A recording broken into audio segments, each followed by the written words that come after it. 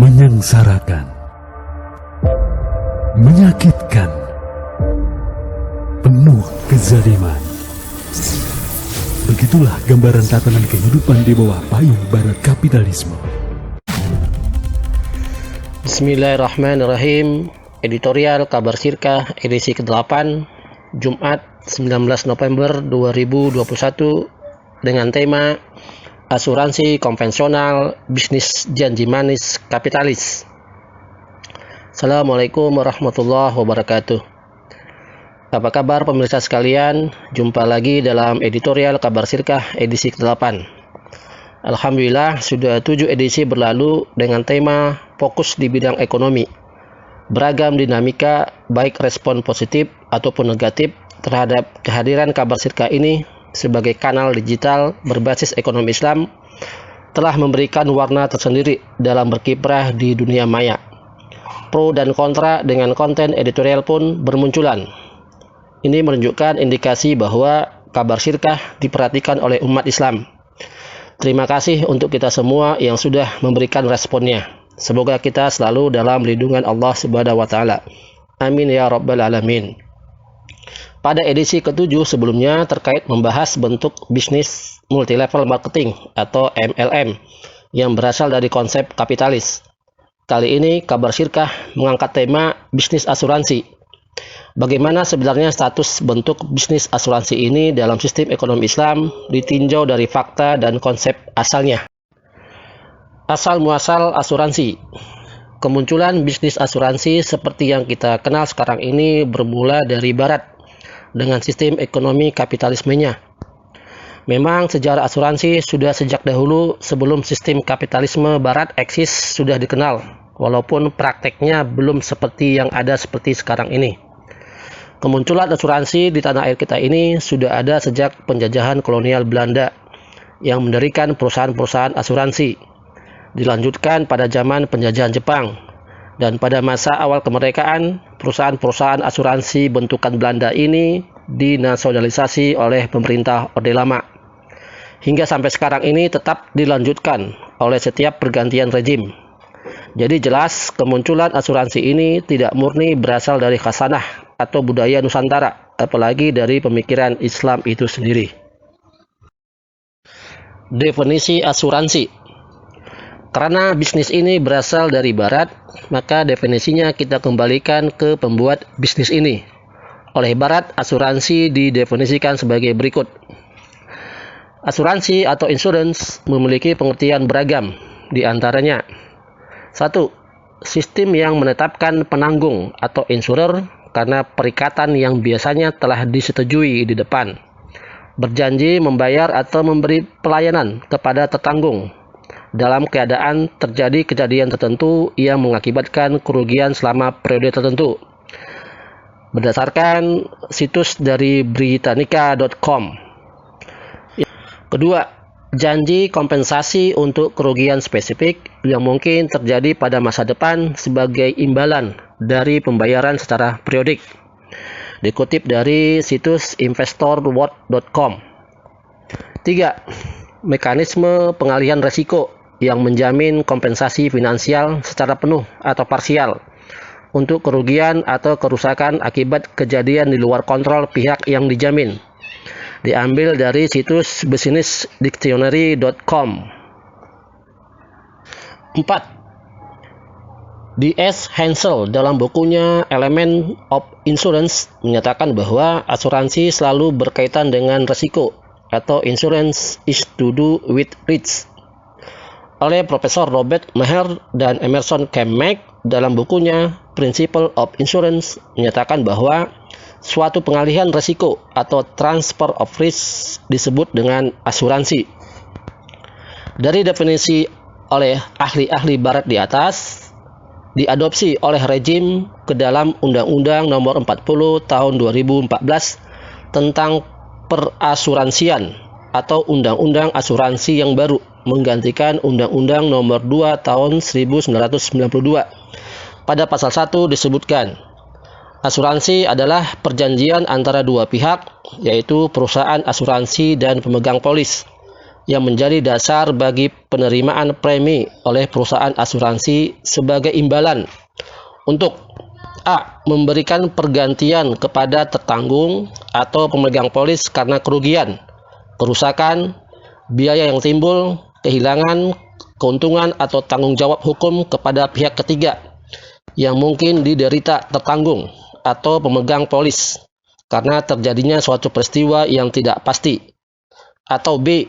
Memberikan pembayaran yang didasarkan pada meninggalnya tertanggung atau pembayaran yang didasarkan pada hidupnya tertanggung dengan manfaat yang besarnya telah ditetapkan dan atau didasarkan pada hasil pengelolaan dana. Karakter asuransi konvensional. Dari penjelasan pengertian di atas, asuransi itu memiliki beberapa karakter. 1. Tujuan asuransi adalah pengalihan risiko atau transfer of risk yang mungkin diderita oleh pihak tertanggung yang muncul dari suatu peristiwa tak pasti. Risiko itu dialihkan dari pihak tertanggung kepada penanggung. Pengalihan risiko ini menjadi prinsip dasar asuransi. Untuk itu, pihak tertanggung harus membayar sejumlah uang yang disebut sebagai premi kepada pihak penanggung. 2. Ada jangka waktu yang disepakati untuk pengalihan risiko, pembayaran manfaat, dan pembayaran premi. 3. Penanggung menerima pengalihan risiko dan bentuknya adalah komitmen untuk membayar sejumlah uang atau pemberian pelayanan, seperti dalam asuransi kesehatan, ketika peristiwa yang tak pasti benar-benar terjadi.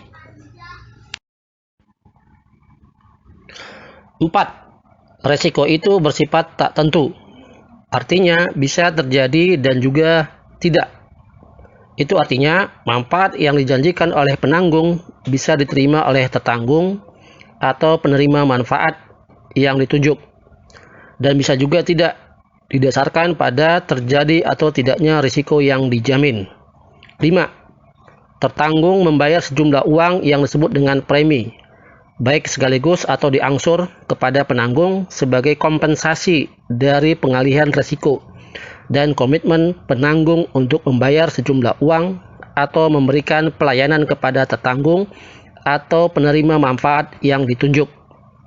6. Jumlah yang dibayarkan oleh tertanggung bisa tidak jelas karena bergantung pada kapan terjadinya risiko atau peristiwa yang tak pasti tersebut, misalnya kematian. 7. Jumlah manfaat atau uang yang diterima oleh tertanggung atau penerima manfaat juga bisa tidak jelas karena bergantung pada terjadinya risiko atau peristiwa yang tak pasti itu. Fakta asuransi konvensional. Jika kita teliti lebih dalam, fakta asuransi yang digunakan untuk jiwa, barang, atau yang lain adalah untuk menarik minat orang agar ikut terlibat dalam asuransi tersebut. Sebenarnya asuransi itu tidak menjamin jiwa, tetapi hanya menjamin pinjaman yang terjadi dengan uang sebagai pertanggungjawaban tertentu yang diberikan kepada misalnya anak-anak, istri atau ahli warisnya, atau orang-orang yang memiliki kelompok yang telah ditentukan oleh pihak tertanggung namun ia meninggal. Jadi, asuransi tidak pernah menjamin barang, mobil, atau hak milik dan juga yang lainnya selain jaminan pinjaman dengan mengganti barang atau membeli barangnya, mobil misalnya, atau hak miliknya, atau apa saja yang menjadi miliknya.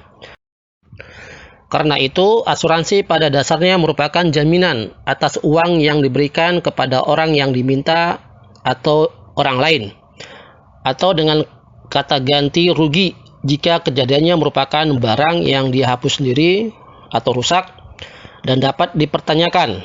Inilah fakta asuransi.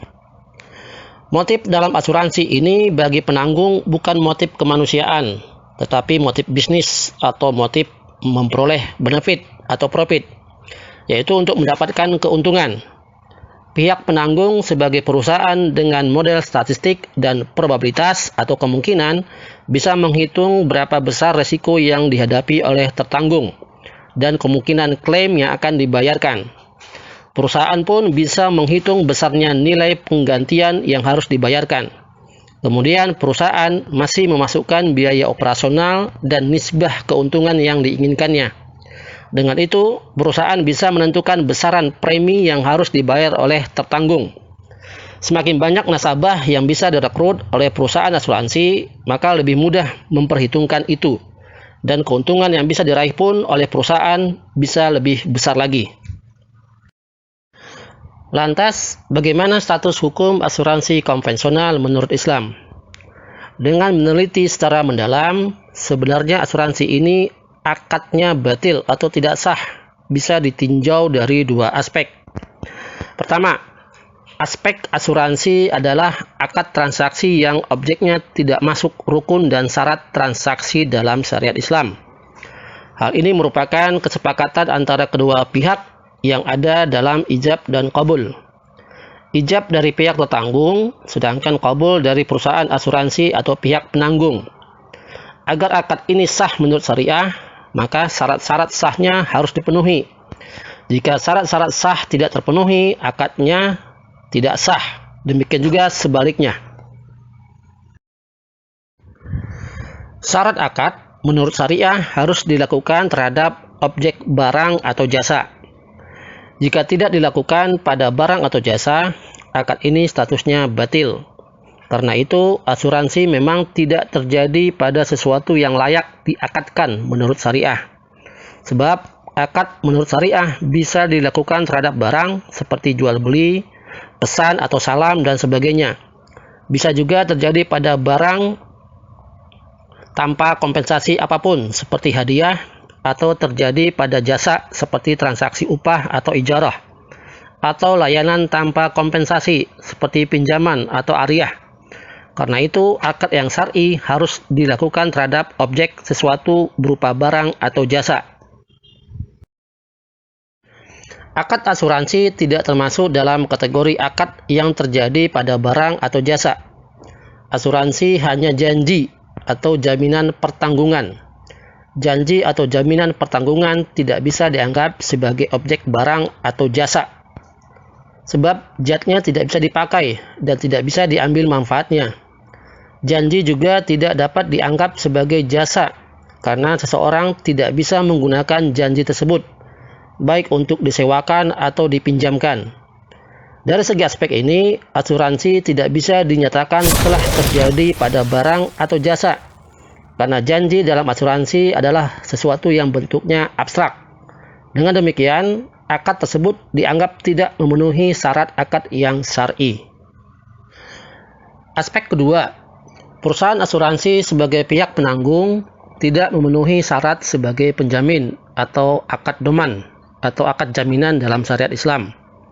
Jika ditinjau dari segi jaminan atau daman, maka harus dipenuhi ketentuan daman menurut syariah, agar jaminan tersebut menjadi jaminan yang sah.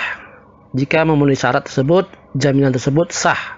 Jika tidak, jaminan tersebut tidak sah. Jaminan atau daman adalah pemindahan harta pihak penjamin atau damin kepada pihak yang meminta dalam menunaikan suatu hak atau matmun lahu. Dalam pemindahan harta tersebut, seseorang ke pihak lain harus ada penjamin atau damin, orang yang dijamin atau matmun anhu, dan penerima jaminan atau matmun lahu.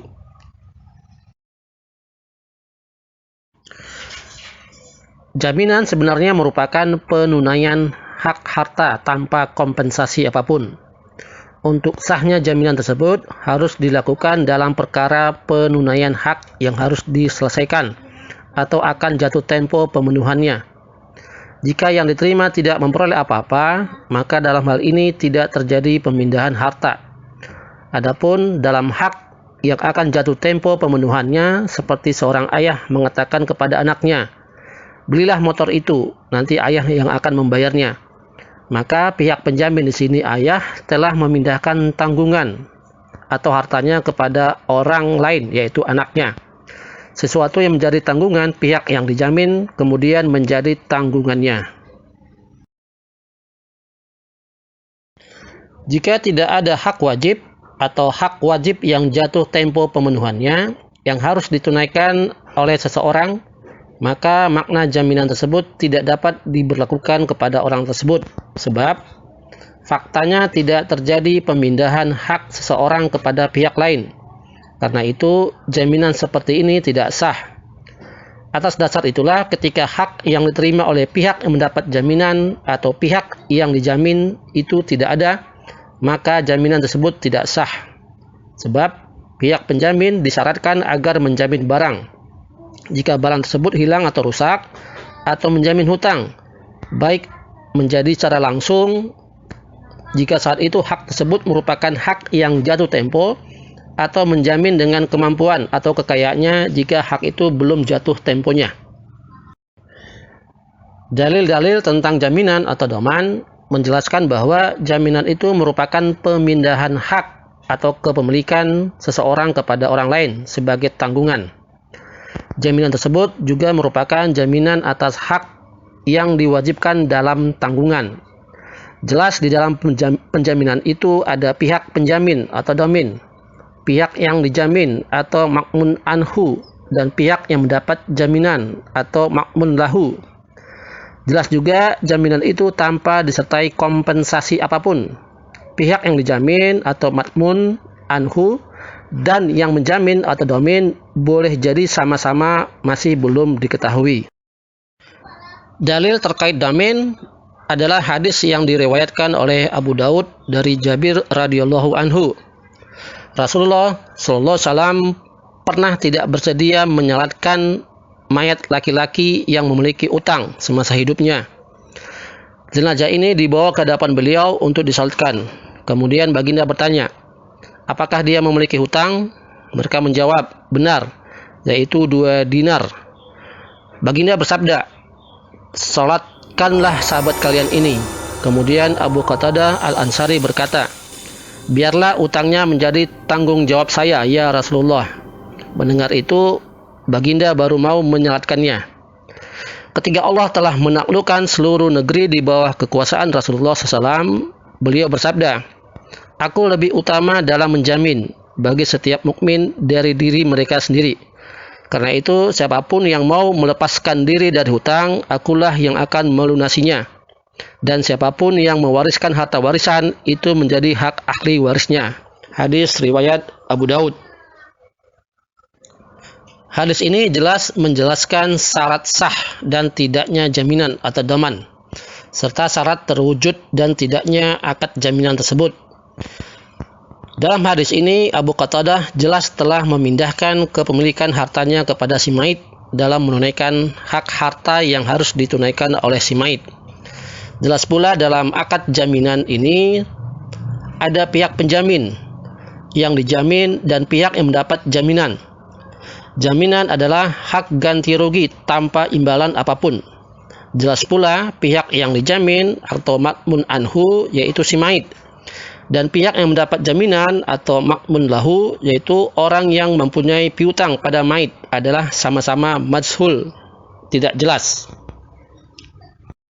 Nah, sekarang kita kembali kepada asuransi konvensional. Dalam asuransi ini tidak ada pemindahan atau kepemilikan seseorang kepada orang lain secara mutlak. Perusahaan asuransi sebagai dhamin tidak menjaminkan hartanya kepada seseorang atau makmun anhu untuk menunaikan kewajiban pihak tertanggung atau makmun lahu. Di sini juga tidak ada jaminan atau dhaman. Dengan demikian, asuransi tersebut statusnya jelas adalah batil.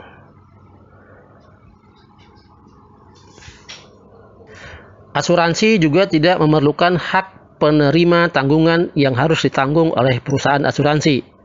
Pasalnya, tidak ada hak istimewa untuk penerima tanggungan pada seorang pun, yang kemudian ditanggung oleh perusahaan asuransi.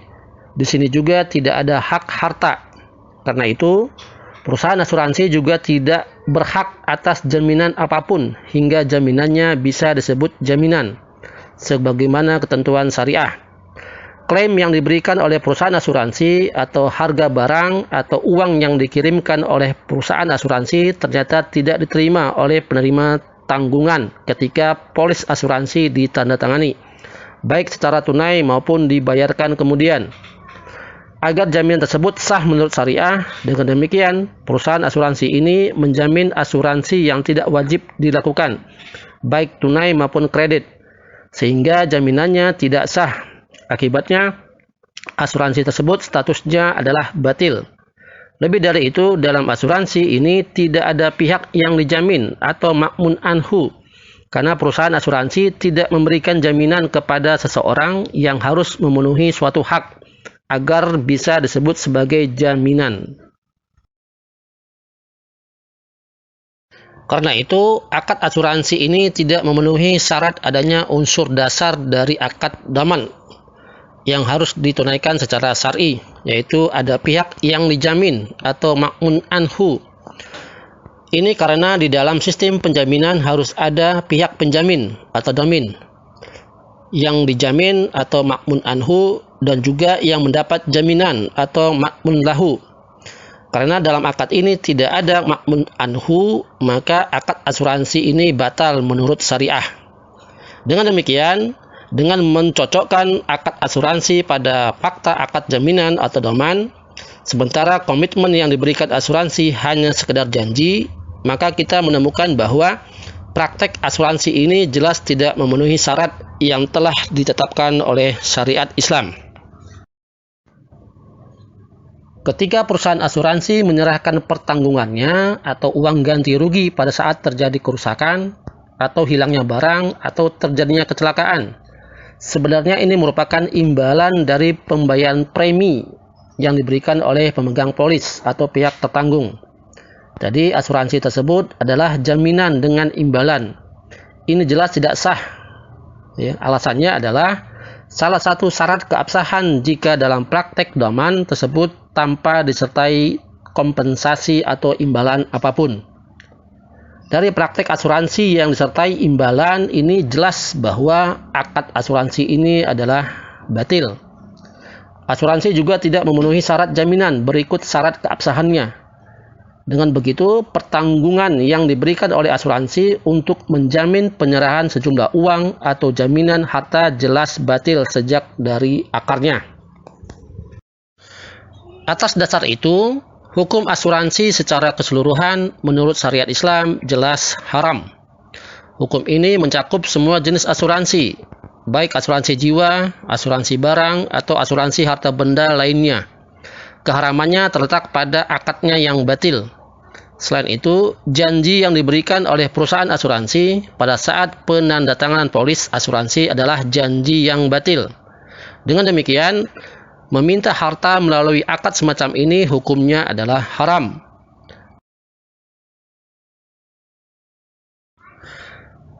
Jika kita kaji lebih dalam, terdapat unsur spekulasi dalam asuransi konvensional ini, yaitu ketika mendapatkan penggantian asuransi bisa lebih besar dari premi yang dibayarkan atau sebaliknya. Jelas ada selisih uang atau harga yang diterima oleh pemegang polis asuransi yang diberikan oleh perusahaan asuransi. Jelas ini praktek riba. Inilah praktek-praktek bisnis model kapitalis yang terus saja eksis di masyarakat Indonesia dan dunia dengan janji-janji manisnya. Dari dua aspek di atas dan adanya unsur spekulasi, jelas sekali bahwa asuransi konvensional dalam pandangan syariat adalah haram. Tapi faktanya banyak umat Islam yang berbisnis asuransi konvensional ini. Kenapa umat Islam masih terus saja dengan mudah digiring melakukan hal-hal yang bertentangan dengan syariat seperti itu? Jawabannya adalah karena sistem ekonomi kapitalis yang dipaksakan sejak masa penjajahan dahulu. Dan sejak dini umat sudah dibentuk pola pemikiran sekuler, mulai dari bangku sekolah dasar hingga bangku perguruan tinggi. Sudah dicuci otaknya dengan pemahaman agama tidak boleh ikut campur dalam urusan bisnis dengan sistem ekonomi kapitalismenya yang diterapkan saat ini. Sistem ekonomi kapitalis sangat membuka lebar dan mendukung praktek-praktek bisnis haram ini. Akibatnya, umat Islam semakin jauh dari pemahaman Islamnya. Bagaimana yang seharusnya sesuai dengan Islam. Bukan menjadikan alasan mendapatkan profit dengan cepat dan mudah dari asuransi dan sudah mendapat menjadi kebiasaan umum di masyarakat, diterapkan sebagai sebuah pembenaran yang ujung-ujungnya melanggar syariat Islam itu sendiri. Semoga editorial Kabar Sirkah edisi ke-8 ini membantu memperbaiki pemahaman umat, insya Allah. Semoga bermanfaat. Sampai jumpa di editorial berikutnya. Kabar Sirkah, akurat, mencerdaskan. Terima kasih. Wassalamualaikum warahmatullahi wabarakatuh.